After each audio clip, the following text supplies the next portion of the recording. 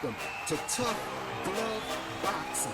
I am locked in, and let's get ready to talk about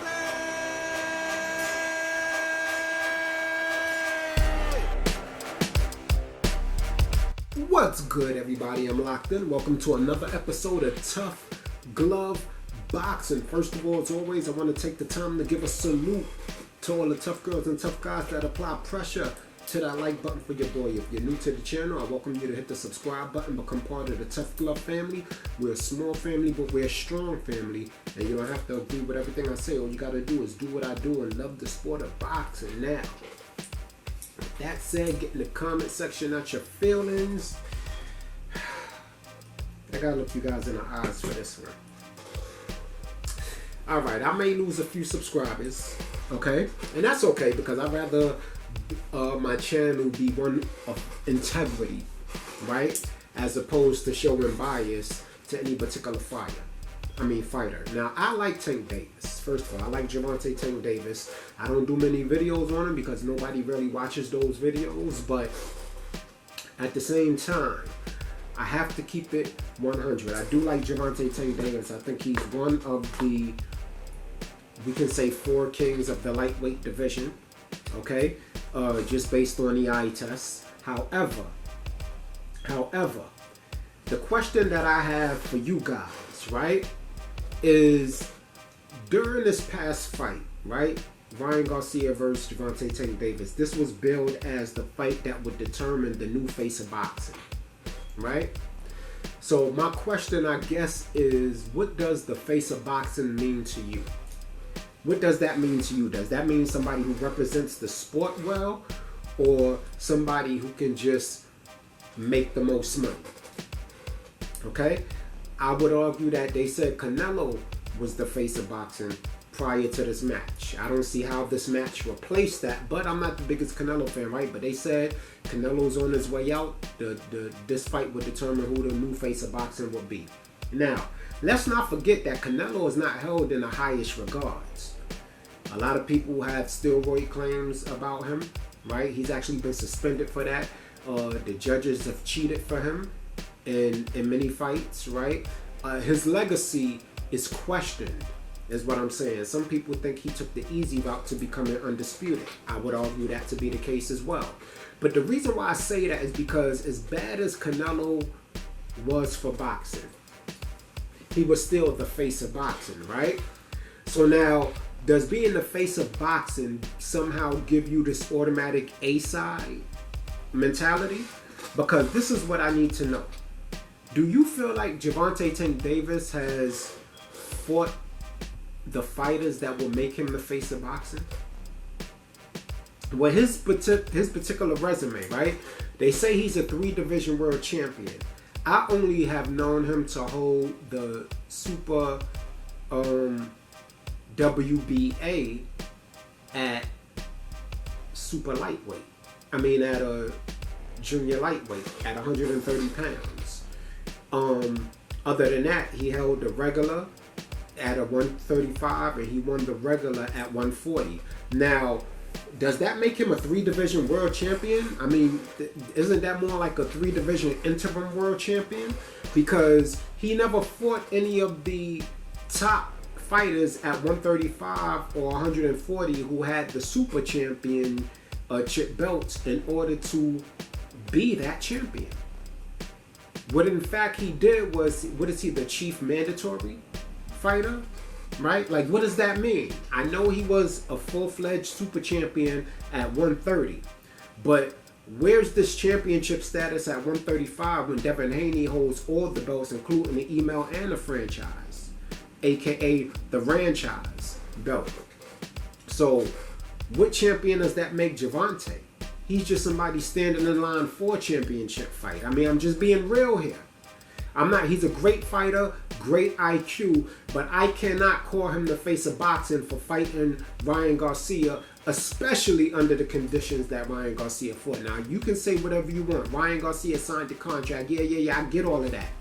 But everything that Ella B said about Oscar De La Hoya having some nerve when he did this to Floyd and that to Floyd. The whole time Oscar De La Hoya made Floyd take all of those concessions, y'all were calling Oscar De La Hoya the B word. Y'all were saying he was a ho-ho. He was scared.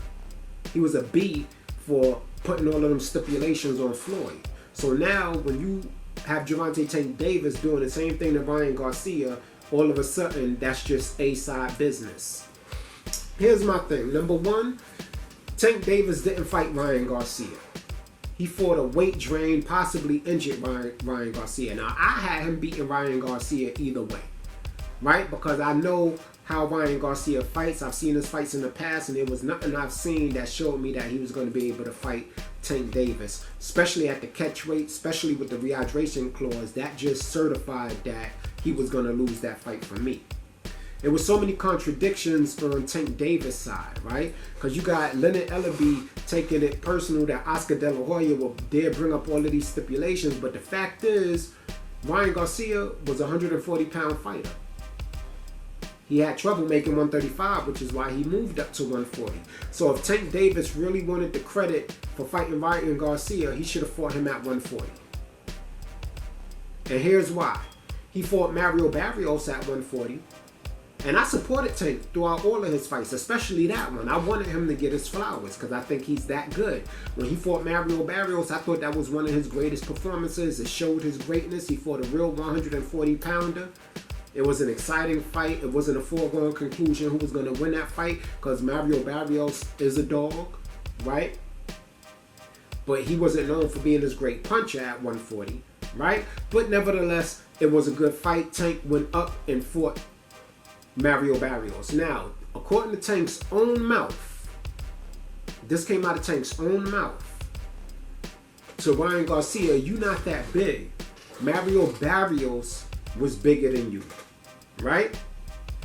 So, if Mario Barrios was bigger than him, and you fought Mario Barrios without any rehydration clauses, right? Without the catch weight, why wasn't you willing to fight Ryan Garcia for that? Now, I know we could talk about the A-side benefits all day. I can understand choosing the ring, choosing the gloves, yeah. But when you start telling people they can only gain 10 pounds after the fight, and you're doing little things like late weigh-ins to prolong how much he can eat to weaken him, and you out of Gervonta Tank Davis and his team own mouth said they had a spy in Ryan Garcia's camp and all of this stuff. I mean, to me, in my eyes, that's admitting to cheating. You're admitting to cheating. And you're saying, oh, well, I wouldn't fight him at his regular weight because he's too big. Well, then guess what? Then don't fight his ass. Don't fight him. If you're going to step up and you want the credit for fighting Ryan Garcia, but you don't want to fight Ryan Garcia when he's 100%. And your claim is that because you're the A side, you're entitled to tilt the balances a little bit. I feel like you don't get credit for that win. Gervonta Tank Davis don't get credit for beating Ryan Garcia. Who has Ryan Garcia ever beat? I mean, let's talk about his career, his professional career. Let's talk about how active he has not been. Let's talk about how Tank Davis, out of his own mouth, said Ryan Garcia only has one punch, that he's not a complete fighter. So if he's not a complete fighter, and he's not as big as Mario Barrios as you claim, but you still put a rehydration clause in there and fought at a catch weight that was out of his division, right? Why did you need to do all of that if he wasn't a complete fighter? And furthermore, why should you get credit as being the face of boxing for beating him? Because according to your own words, he stood no chance. And you believe that, right? I gave you credit for Hector Garcia even though he came up and he didn't have the power to step to you, right? I gave you credit for Rolly Romero, which I already knew what you was going to do, so I didn't really give you that much credit. Like, Rolly Romero was barely a fighter. Ryan Garcia wasn't a complete fighter. Rolly Romero was even less of that. But I get it. You want to make some in-house money. Tank Davis' resume is shitty. compared to the fights that he could have had in the divisions when he was fighting? Why he didn't fight Lomachenko? Why there's no mention of Shakur fighting Devin Haney now that he's the so-called face of boxing? What does that really mean? I don't see Tank Davis fighting Devin Haney unless he can put him on a rehydration clause. I promise you that. When are we going to see... See, you can't compare Tank and Floyd. Floyd fought whoever came, however they came. Especially as Pretty Boy. Tank Davis is fighting guys who either come up, who are past their prime, right? Who have been inactive for a while, or weight drained. With the exception of Mario Barrios and Pedraza. I'm just talking facts. What was it about this fight that determined the face of boxing? Because I don't know about y'all, but I didn't get Sugar Ray Leonard Hagler vibes off of this fight. I didn't get Roberto Duran and Hearns. I didn't get Hearns and Hagler vibe, right? This is the fight that's going to open up doors to all of the fighters and make all of the fighters fight each other. What fight? Everybody knew what Tank Davis was going to do, and especially after all of the stipulations. So what are we really rewarding here? High pay-per-view sales? Now, I will admit, it does create more of a buzz with the younger fans who are casuals, but nobody who knows real boxing is hailing Tank as the face of boxing. Why is Usyk not the face of boxing? He's actually very accomplished. Tyson Fury, right? You have Spence, Terrence Crawford, Devin Haney. Why does Tank get to jump over all of... He's a one division. He's been super champ in one division. One. Yeah, he's held the regular belts, but those are just to put you in line for the super. So why has he not fought the top of his division? But we have to call him the face of boxing? I wasn't about to spend $90 on that bullshit ass fight, first of all.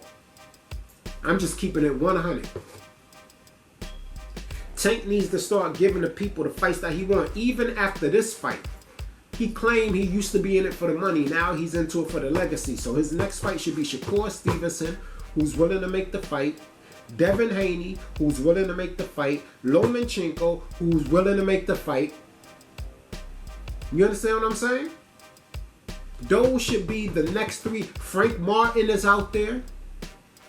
Keyshawn Davis. You got a whole bunch of people at 135 that could step the Tank and give him that real test that we want to see him have. Because Ryan Garcia wasn't it. Fighting somebody coming up the way. Now I heard that Tank Davis wants to fight in Inoue. Another smaller fighter coming up in weight. When you got Devin Haney, you can fight for undisputed. Devin Haney said he's going to stay there for that smoke. But I guarantee you, Tank is not going to face Shakur Stevenson or Devin Haney. Because the way they built Tank up, as soon as he loses, his stock is going to plummet.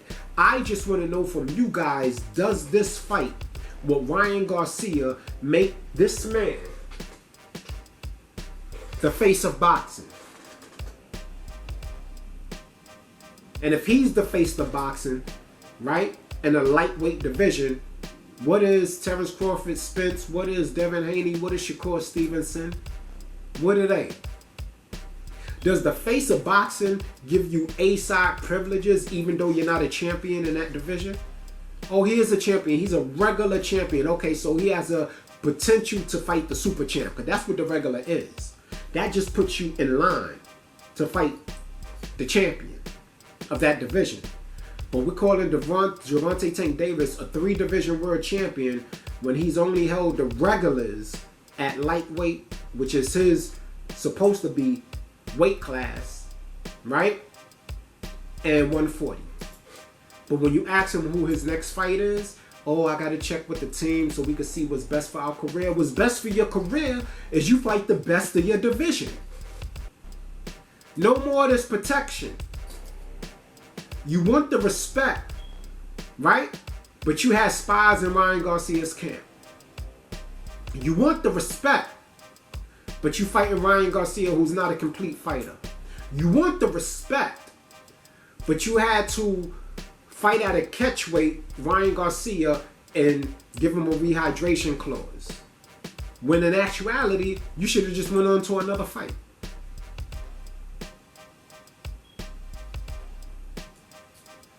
If you ask me, Ryan Garcia, he must be in some kind of gambling debt, and he just chose this fight. I don't think he ever thought he was really going to win this fight past a certain point, to be honest with you. I thought he was just looking for the payday. I get why everybody's mad at talking about how sorry you should feel for Ryan Garcia that Oscar De La Hoya and Bernard Hopkins wasn't there. Yeah, they should have stepped away from his ass. Wasn't Ryan Garcia the one that said, F Golden Boy, we're going to make the fight happen?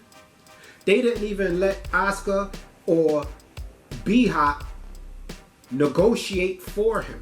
That's their job. If he would have did everything by himself and accepted everything himself, being so excited, he would have let them do their job and protect him against the bullshit stipulations that he accepted. So yeah, he made that decision on his own without the advice of his promoter. So yeah, they left his ass on his own, as he deserved.